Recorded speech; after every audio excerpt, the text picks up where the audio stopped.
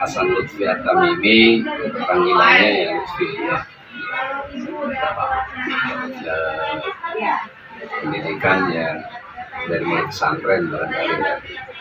Pesantren yang melanjutkan ke Libya, kemudian pernah kuliah di PKU, Pendidikan Kadar Ulama Majelis Ulama Indonesia, kemudian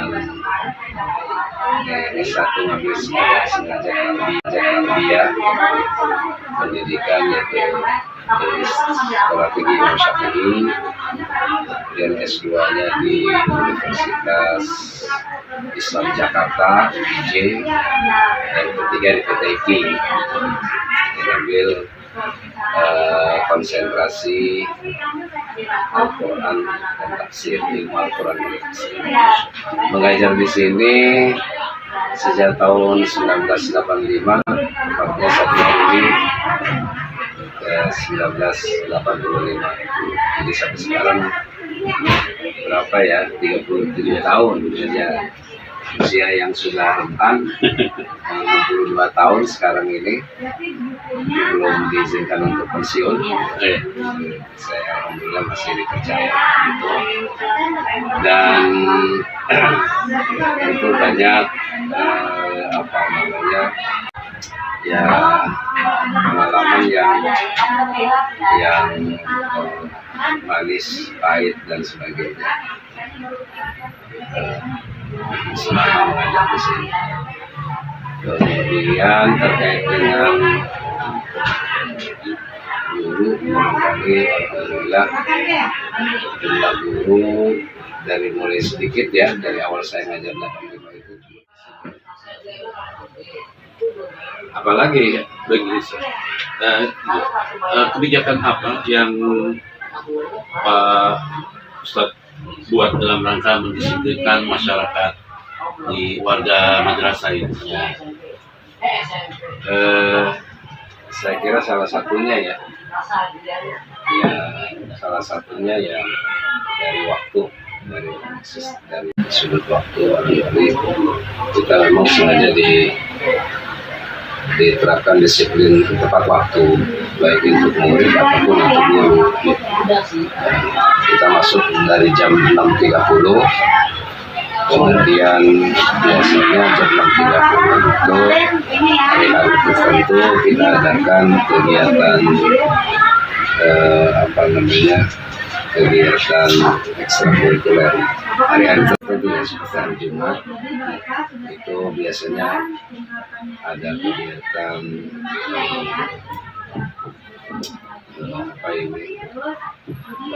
zikir, kemudian mereka yang mimpin, ceramah yang mereka yang bekerja atau mereka yang tampil.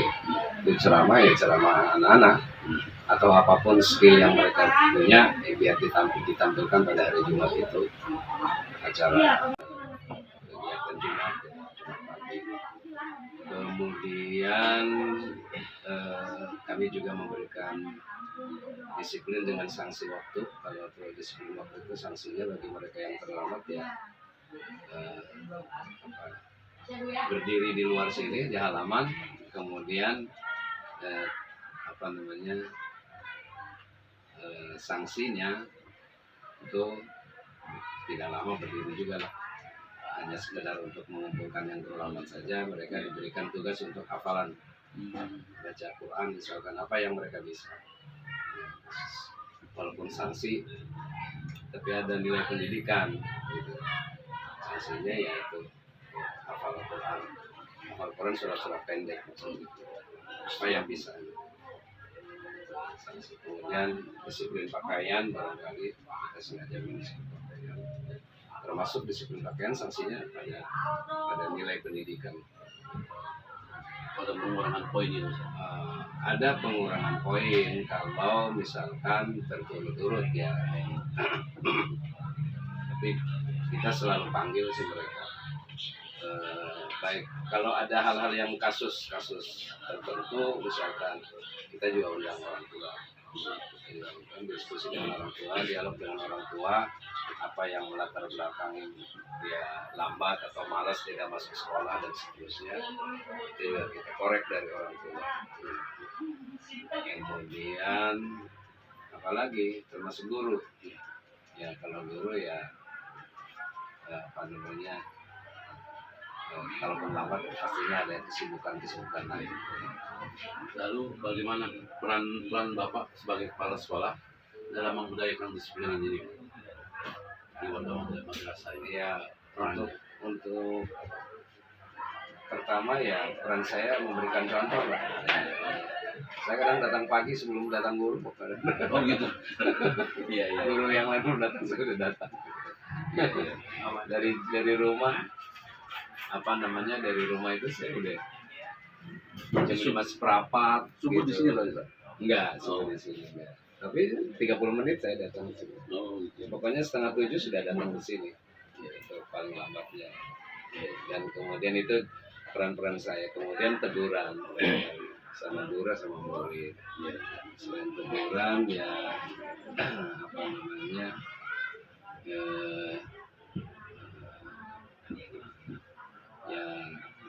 salah satunya ya kalau tidak masuk ya saya sarankan untuk minta izin dan seterusnya, hal yang terkait dengan tugas mereka.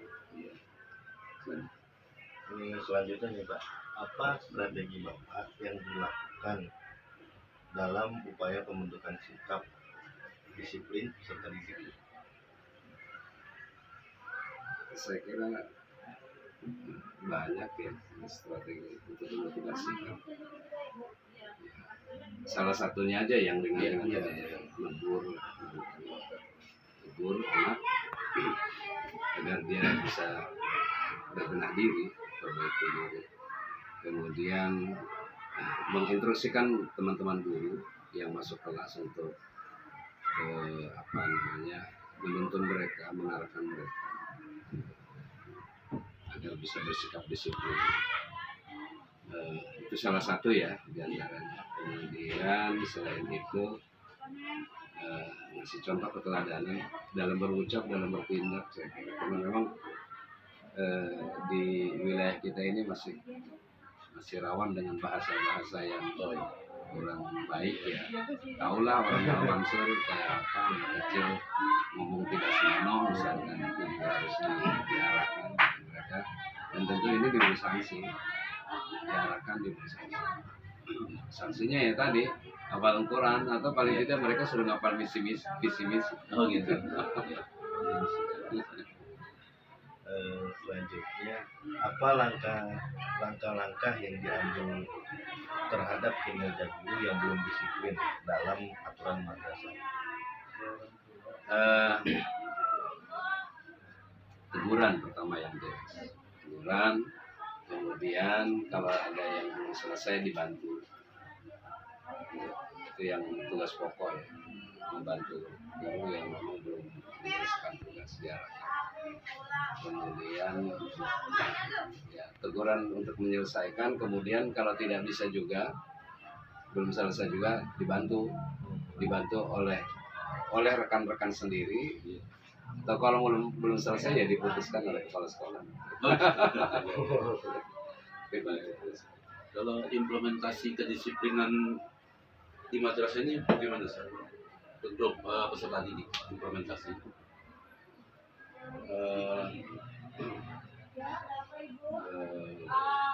implementasikan pelaksanaannya maksudnya gitu ya, apa caranya ya, keseharian ya, berarti ada pembiasaan diri kan? Ada pembiasaan diri lewat kegiatan-kegiatan ya, banyak. Ada di antaranya kegiatan Jumat pagi, kemudian juga lewat kegiatan pramuka, lewat kegiatan ekskul lainnya, kemudian ditanamkan dibuat pengumuman, kemudian ada termasuk sanksi-sanksi implementasi yang bisa dibuat oleh sekolah. Itu salah satunya. Kalau faktor-faktor penghambatnya ada nggak Ustaz? Saya kira banyak. Pertama ya anak tidak selalu disiplin ya, namanya anak-anak, dunia anak-anak. Kemudian mungkin juga faktor lingkungan di rumah, karena kita hanya apa sih istilahnya, hanya sekian jam sampai jam 12 lewat, tidak bisa mencapai target yang kita harapkan tentunya. Tapi paling tidak kita punya tugas untuk mengarahkan, memberikan bimbingan pada mereka, kemudian menekankan agar disiplin dengan baik begitu. Kalaupun ada hal-hal yang memang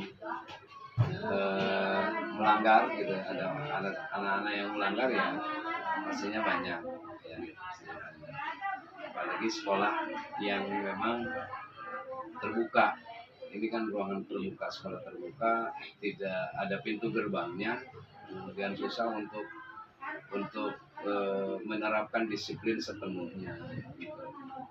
Kemudian lingkungan juga sangat berpengaruh sekali, khususnya ya lingkungan wilayah Jembatan 5 yang kita tahu bagaimana mereka berkomunikasi dengan teman-temannya yang notabene bukan masyarakat yang elit ya, yang umumnya masyarakat elit kan memang tidak banyak keluar, tapi kita masyarakat ekonomi lemah yang bebas bergaul, dan kita pernah lihat ya, baik itu saya pernah lama di sini jadi tahu persis satu rumah itu berapa orang jumlahnya, berapa kakak rumah kemudian gang per gang begitu kan. Jadi selalu berhadapan, komunikasi dengan orang, interaksi dengan orang, jadi pasti pergaulan itu akan mempengaruhi disiplin mereka. Kemudian adakah penghargaan bagi warga madrasah yang disiplin? Ada, biasanya diberikan pada saat momen tertentu, 17 Agustus, kemudian Hari Guru, termasuk untuk guru tuh, gitu. Momen-momen tertentu aja, gitu. Jadi tidak selalu diberikan pada saat itu, karena penilaiannya kan biasanya di akhir tahun. Ya kan, di akhir tahun kita nilai ini bagusnya nih, perilakunya, kerajinannya, itu kita berikan penghargaan. Ya bentuknya macam-macam, ada bisa sertifikat, bisa dalam bentuk buku, gitu. Tidak dalam bentuk uang. Kita tidak memberikan dalam bentuk uang. Kalau uang itu sepertinya tidak mendidik buat saya, menurut saya gitu, dalam bentuk buku atau mungkin kalau dalam bentuk gratis bayaran belum, gitu. Belum, dalam bentuk yang lain aja ya, atau benda-benda alat-alat sekolah. Kalau misalnya ada tadi udah ada punishment, ada hukuman itu berlaku semua juga dari warga madrasah ini, apa dari hanya untuk peserta atau buat gurunya juga? Kalau untuk guru kita punya pedomannya, ada pedoman tenaga pendidik dan kependidikan, apa pendidik dan tenaga pendidik. Kita ada buku tuntunan, buku pedoman yang kita buat dan kita sepakati, sudah kita tandatangani. Sanksi-sanksi hukuman itu untuk guru ya cuman teguran saja, nggak seperti harus berdiri di lapangan kemudian suruh menghafal. Itu juga kan ada kode etik gitu. Untuk murid saja biasanya itu